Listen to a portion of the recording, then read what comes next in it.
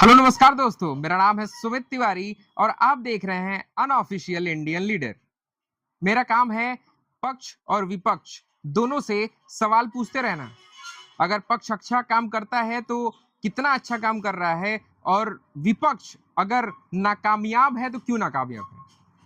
वैसे दोस्तों, प्रधानमंत्री जी का यूएई दौरा चर्चा में है। सरकार इसे भारत की बहुत ही बड़ी कूटनीतिक सफलता बता रही है। निवेश की बात करें, ऊर्जा की बात करें, सुरक्षा की बात करें, डिफेंस पार्टनरशिप की बात करें या ग्लोबल इन्फ्लुएंस, इन सभी मुद्दों पर सकारात्मक बातें सामने आई हैं। और एक जिम्मेदार विपक्ष होने के नाते मैं यह साफ कहना चाहता हूं कि जब भारत की अंतर्राष्ट्रीय प्रतिष्ठा बढ़ती है तो हमें उसका स्वागत करना चाहिए।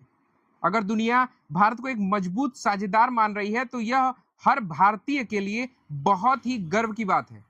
लेकिन लोकतंत्र में सिर्फ तालियां बजाना ही जिम्मेदारी नहीं होती, सवाल पूछना भी उतना ही जरूरी होता है। आज मैं विरोध नहीं बल्कि एक संतुलित और जरूरी सवाल देश के सामने रखना चाहता हूं। हमारे देश के प्रधानमंत्री बहुत बड़े बड़े विदेशी दौरे पे जाते हैं। उनका फायदा हमें न्यूज चैनलों पे दिखाई देता है, बड़ी बड़ी हेडिंग्स और न्यूज़पेपर में दिखाई देता है। लेकिन क्या वह आम जनमानस के उपयोग में आ रहा है या सिर्फ बड़े बड़े कारोबारी के लिए वो सारी योजनाएं हैं? आज हम इस बात पे चर्चा करेंगे और सीधा सरकार से सवाल पूछेंगे।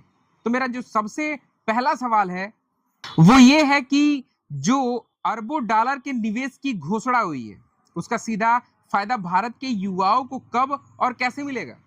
क्या यह निवेश सिर्फ बहुत बड़े बड़े कारपोरेटरों या बड़े बड़े शहरों तक सीमित रहेगा या छोटे शहरों और युवाओं तक भी रोजगार पहुंचेगा? मेरा जो दूसरा सवाल है वो है ऊर्जा से। ऊर्जा सुरक्षा की बात हुई है, लेकिन क्या भारत अभी भी तेल के लिए विदेशी देशों पर जरूरत से ज्यादा निर्भर नहीं है? क्या हमें रिन्यूएबल एनर्जी और डोमेस्टिक जो प्रोडक्शन है उस पर और तेजी से काम करना चाहिए या नहीं करना चाहिए? मेरा जो तीसरा सवाल है वो ये है कि जो यूएई के साथ स्ट्रेटेजिक पार्टनरशिप मजबूत हो रही है, यह अच्छी बात है, लेकिन क्या भारत मिडिल ईस्ट की जटिल राजनीति में कहीं जरूरत से ज्यादा इन्वॉल्व तो नहीं हो रहा है? अगर भविष्य में गल्फ रीजन में बड़ा तनाव होता है तो उसका असर भारत पर क्या होगा? इसका सरकार पहले से ही एक क्लियरेंस दे दे। जो मेरा चौथा सवाल है वो है कि हर विदेशी दौरे में जो बड़े बड़े एमओयूज और अनाउंसमेंट होते हैं, जैसे वर्तमान समय में मैं उत्तर प्रदेश का हूं और हमारे मुख्यमंत्री जी जापान गए थे, वहां से बड़े बड़े एमओयू और बहुत बड़ी बड़ी इन्वेस्टमेंट की उन्होंने बातें की थी।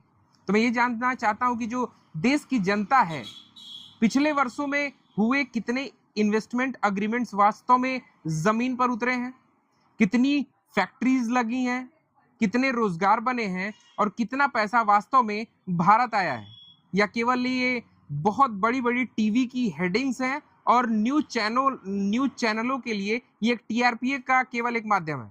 और सबसे महत्वपूर्ण सवाल जो है, क्या हमारी फॉरेन पॉलिसी केवल बड़े उद्योगपतियों के लिए अवसर बना रही है या देश के किसान, छोटे व्यापारी और मिडिल क्लास भी इसका लाभ महसूस कर पाएगा? साथियों, मैं यह नहीं कह रहा है कि यह जो दौरा है वो गलत है। मैं सिर्फ इतना कह रहा हूं कि किसी भी विदेश नीति की असली सफलता तब मानी जाएगी जब उसका फायदा आम भारतीय नागरिक तक पहुंचेगा।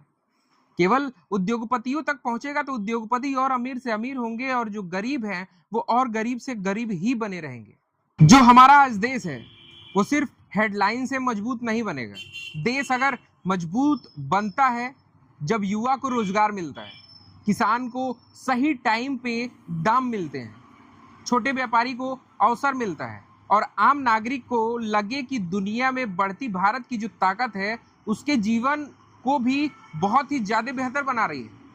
हमें सरकार की अच्छी बातों का समर्थन करना चाहिए, लेकिन साथ ही पारदर्शिता और जवाबदेही भी मांगनी चाहिए, क्योंकि लोकतंत्र में सवाल पूछना विरोध नहीं होता है बल्कि देश को और मजबूत बनाने की प्रक्रिया होती है। ये भारत किसी एक पार्टी का नहीं है, भारत 140 करोड़ लोगों का है।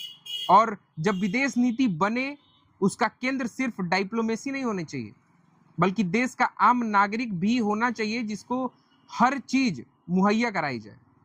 इन्हीं शब्दों के साथ मैं अपनी बात को रखता हूं और मैं आपसे भी पूछना चाहता हूं कि क्या आप मेरे इस प्रश्न से संतुष्ट हैं? क्या ऐसे सवाल सरकार से और विपक्ष के लोगों से पूछना चाहिए? हालांकि वर्तमान समय में जो हमारा विपक्ष है वह इतना मजबूत और प्रभावी नहीं है जितना किसी भी देश की सरकार में विपक्ष होता है।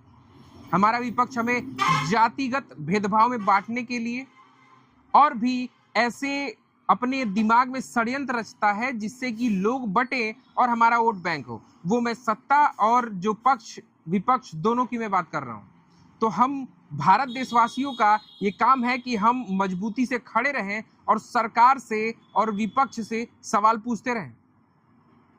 अगर आप मेरी एक छोटी सी मदद करना चाहते हैं तो चैनल को सब्सक्राइब करिएगा, वीडियो को लाइक करिएगा और ज्यादा से ज्यादा शेयर करिएगा।